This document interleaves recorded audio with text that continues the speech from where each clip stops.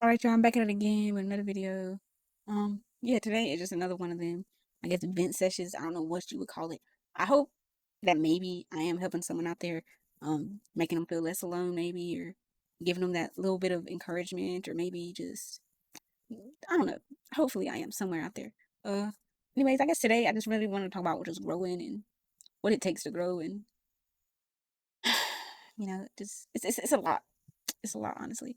And I have y'all wouldn't even recognize me if I was the same person I was, I guess, 5 years ago. And I know I said that I'm 19, but that was what, the beginning of freshman year. Y'all definitely wouldn't recognize me. And 3 years before that, definitely wouldn't recognize me. Not because I look any different, because I hold myself differently. I'm around different things. I speak differently. I definitely did change up my look, but I like my face is still the same. You know what I'm saying? Like you say, hey, that's Emma. I've always had a baby face, curly hair, da da da. But you can tell I'm not the same. I'm not the same person. And I look back and I love all those stages of myself. Not gonna lie. And I've fought with almost every one of them. That's for damn sure. I know it's hard fighting external problems and external demons, but those internal ones, they're different. They a different beast. Um, I wouldn't call myself a sad person or like I don't know what the fuck you would call it. But I've never like associated myself with none of that. Like I definitely had struggled, like any teenager. I feel like in my high school years, I definitely went through my angsty years in high school. But I love, like looking back, loved every second of it. I don't have any regrets, and that's really one of the biggest things I've learned in high school. One of the biggest things I learned was just living with no regrets, and it's you got to learn to forgive yourself and love yourself through every situation, every possibility, and every little thing, especially every mistake, every lesson. You gotta love yourself through it. If you don't learn to love yourself, you're gonna learn to hate yourself. There is no in between. Um, like you do bad shit. Everybody, especially being young, you're gonna mess up. You're gonna make mistakes and you're gonna fail a lot. Like a lot. And you're gonna go through heartbreak. You're gonna get your heart broken and you're gonna feel it. You're gonna feel it. And yeah, like I said, I'm still young. A lot of the shit that I went through back then in those stages of my life, I still feel. But again, I don't regret any of it. And I love everything that's happened to me. I appreciate it for what it was. And I wouldn't be who I am today without all that shit that happened to me and that, I did and that, I've been through. And like that's really how you gotta look at it for real. Love everything. The bad. You gotta take the good with the bad. You can't just have the good without, the bad. So it's really just yin yang. Y'all know what yin yang is? I learned that very early in life. That was like my symbol, I guess.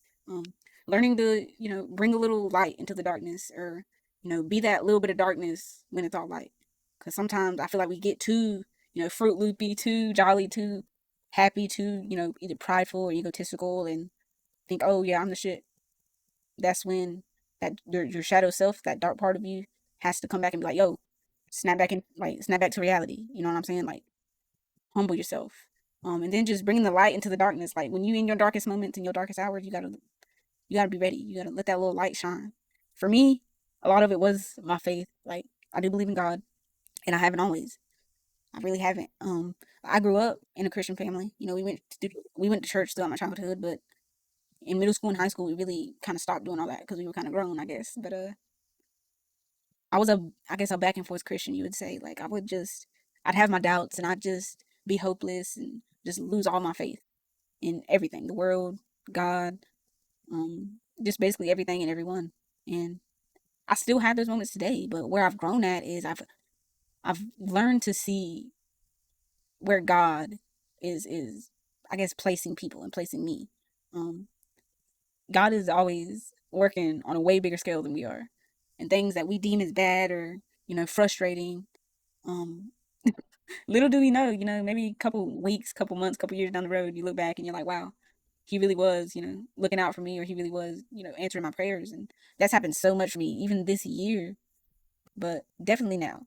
Um, I've always been drawn back to, God, finding God and looking for God when I'm at my lowest point. I've done some very stupid things, things I should regret, but God's the only one that drug me out of that place and that basically brought me back to life, like almost literally. But And it's crazy to think about. So I definitely give all thanks to my faith in God, because He does do a lot for me. And I believe everybody, even when we're not looking for Him to. Um, and I know a lot of people aren't religious, and you don't really got to be religious to believe in God or to have a spirit and to, you know, listen to your spirit. And that's really what a lot of it is you have that little light, that little voice in your head, that's always trying to coax you out of doing the bad things, coax you out of, going down that path. Maybe you don't have that little voice, that little light. You can find it though. Like, you just gotta want it bad enough. I've learned that through growing too. It's like, if you don't want it bad enough, it's not like, you can just want it. Sure. Yeah, I want it. But how bad do you want it? How bad do you want it though? Because if you don't want it really bad, then it's not gonna happen for you. Like, you gotta stop. I know it sounds very, I guess, stereotypical. You gotta stop being lazy, and you gotta stop just wallowing in self pity. Definitely, look, I'm speaking everything I say. I speak from experience, so I'm not trying to say that I'm better than anybody, or that you know I haven't been there, like stuff like that. But because I definitely have. Call me the queen of self pity. No, I'm playing. But back in the day, that shit was bad. Um, yeah, and it would just bring me darker, and it would just bring me deeper, and it would just make me sadder.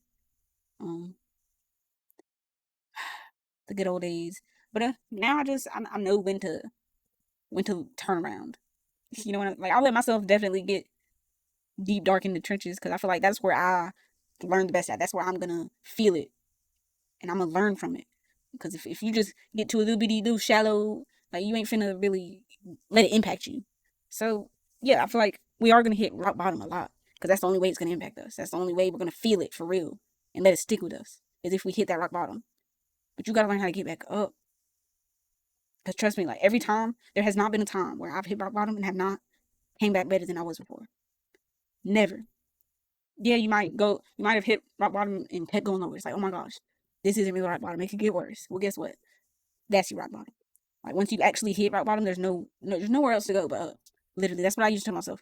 I That quote right there saved me a lot in high school, and I don't know where it came from, but it just popped in my head one day.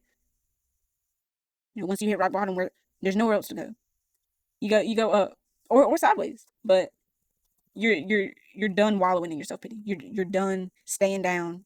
You're done keep digging yourself deeper. You're done with that.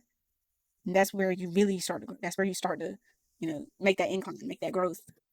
But you got to be willing to do that, and it's hard. And a lot of it today, I feel like, comes from social media and, like, the lack of real social sh- socialness. Yeah, real, like, just social conversations and communication. Like, so many people feel so alone, bro. Me included. I feel isolated and alone more than I care to admit.